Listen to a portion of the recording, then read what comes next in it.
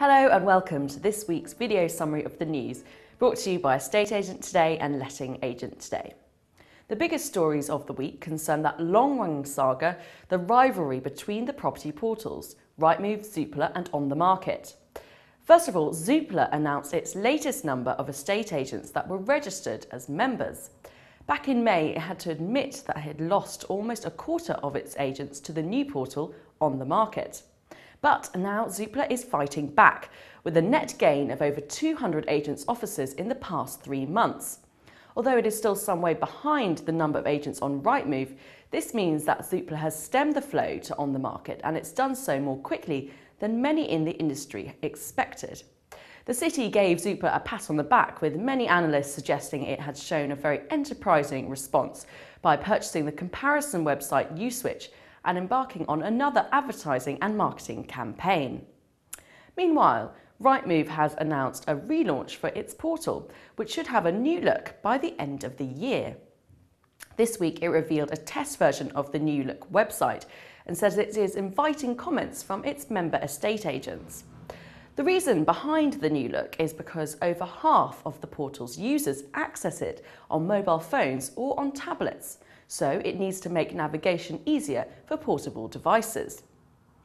As the rivalry between the three main portals continues, it looks increasingly as if Rightmove has been the big winner so far, but that Zoopla will survive, with many city analysts saying it will regain more agents in the next 6 months. There's been big news in the world of online estate agents this week too. easyProperty, which has been operating for a year as an online lettings agency, this week started selling homes online as well. It's going to launch its online sales service across the country in September, but an explanation of its 3 flat fee price packages is already on its website now.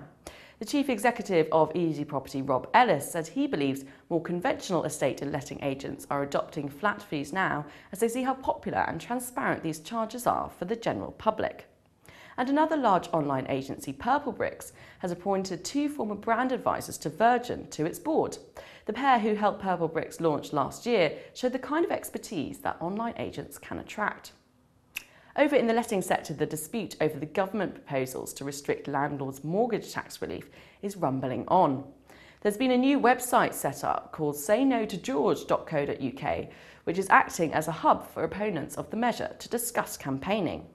And an online petition objecting to the proposal passed the 10,000 signature mark this week, meaning that the government has to make an official response.